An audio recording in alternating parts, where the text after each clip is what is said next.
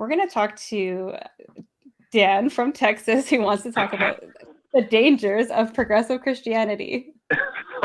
Well, hello, folks. How's it going? Oh, we know him. Okay, hey. Program before, I don't know. I've been on it a few times. I don't know if you've ever. Yeah, it sounds really familiar. Maybe you have, but yeah. This is Objectively Dan, regular host of the show. I'm surprised you took this call. I was just calling to say hi, but no, I'm behind the scenes. Well, it was very on topic, Brady, Dan. And yeah. Brady was pointing out some really great things that I just couldn't help but add on to. And it's talking about progressive Christianity and what this actually means, right? And I feel like when I talk to this about people, it's really hard for them to understand, because it's like, well, aren't they on the same page as you guys? Is on a lot of issues. And yes, that's true. Like, if I'm going to go on a march with somebody and they're marching, we're marching, whatever, that's fine.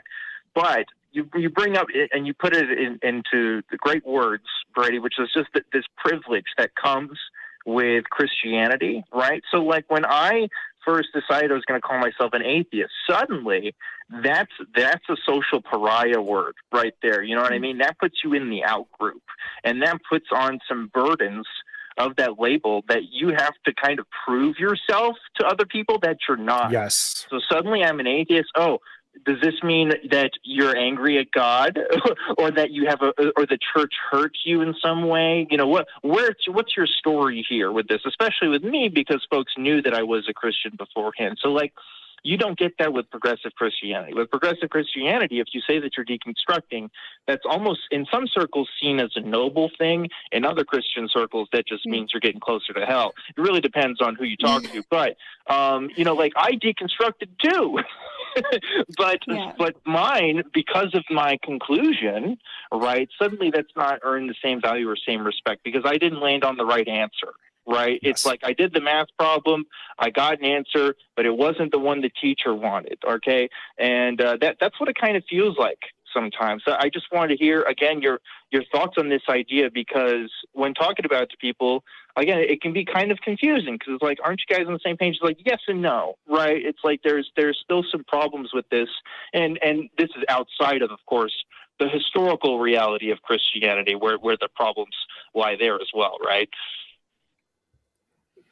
That's a great point. It's been my experience. I'm gay. I put myself through conversion therapy, right? And I came out of that, and I'm proud of being queer. I'm open about that. And I'm proud of being a secular humanist. When I've tried to communicate with progressive Christians who are queer clergy or queer theologians for the last 5 years that I've been included in deconstruction spaces, they don't respond.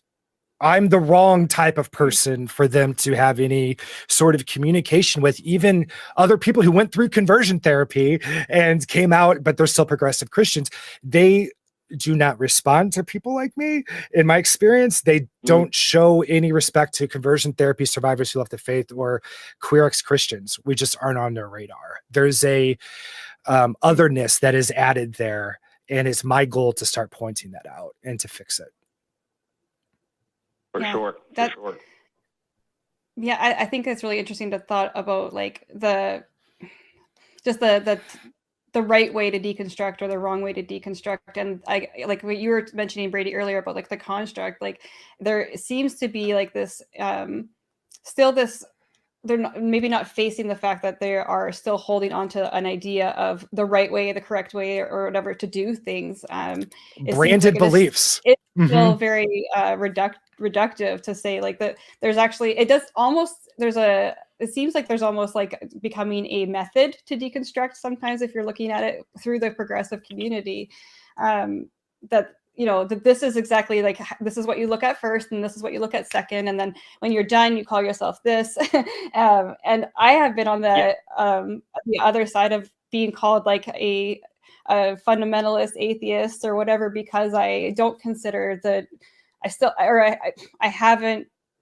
often get accused of not considering this more nuanced version of Christianity. For me, it comes to it comes to the fact that I can't get past the actual like the evidence for Christianity. Like I still think that they're making unverifiable, unfalsifiable claims. And so it's like, I don't like, I agree. Your narrative here is less harmful, but like still, like, how do you know this? Why? Do you have evidence for this? Is there any way to test this? Can you prove it? Like the epistemology is not there for me. And so it's frustrating in that way. Exactly. And as you pointed out, there's still some constructs that aren't deconstructed there, right? Like, and this isn't every progressive Christian, but there's a lot who still put Jesus as the epitome of morality, as the pedestal by which we should compare ourselves to it. Frankly, I just think that's bullshit. You know? Well, and I would argue any progressive Christian is doing that because they're not centering anybody else's teaching or ethics in the same way. To take that label of I'm taking that person's name on because they were a great teacher 2,000 years ago doesn't add up. That doesn't make sense. That isn't consistent with that is wanting to have the privileges without the responsibilities. Yeah, exactly. You're exactly right. And I think what it comes down to, and this is an explanation for myself. I can't put this on everybody. I'm not a mind reader. I haven't lived other people's lives. But for myself, it was hard to leave the pro-social benefits that came with Christianity. I still wanted to have a community that I could relate to in my experiences, in my upbringing. And it was easier to do that under a Christian lens than an atheist lens, because an atheist lens was totally foreign to me. I did not understand it. I was never taught to understand it. In fact, I was taught to fear it. So to navigate that by yourself is a really, really hard thing. So it's a lot easier when you can go into a progressive community, a progressive Christian community space where there's tons of podcasts you can listen to, lots of you can deep dive in, and it's a whole other ecosystem that's kind of developed. So it's ultimately still problematic. Is it less problematic than fundamentalism? I mean, sure, but like we don't want any problems, right? We want to try to break down everything as much as we can, and also live our lives the most truthfully. At least I want to.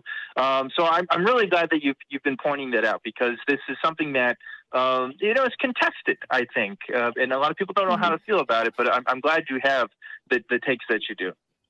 Thank you. Yeah. If you don't mind, I want to add one last thing. As a queer person who's left conversion, like went through conversion therapy, and I've left the faith and everything, this idea that, no, Brady, God is cool with queer people. You should have known that Jesus, is there, and you, of course, they're cool with you, and they created you that way. Blah, blah, blah.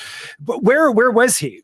Why didn't he answer my prayers? Why did I have to fight from 14 to 28 every day through depression and like begging God for help, reading the words, going through shame journals, right? Why did I have to do that? If God did he forget to come back and talk to us, a few of us, to let us know what's going on? Did he change his policies? Did he forget how to talk back in prayer? No, it's a concept. He isn't real. He's an abstract thing that you will have to create and condition people to believe. Don't tell me that I just got it wrong, queer theologians, or that I wasn't listening in my prayer enough. Get out of here with that. Get out of here. Oh man, no, so true. I want to victim blaming. I want to give you the last note there, Brady, but man, it's so true. Like, what's going to happen in 50 years when people are like, oh no, this is always how you were supposed to interpret the Bible, when you've completely erased the oppression and the history and the suffering that people have had to go through because of that text, because of how people interpreted that text. I don't care if it's the proper way. How has it actually been applied in practice? And we all know the results of that. So anyway, I won't take up any more of the show.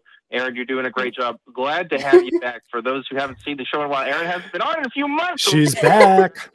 And Brady, you're killing it too. So thank you guys. Y'all have a good one. Awesome. Thanks for calling, Dan.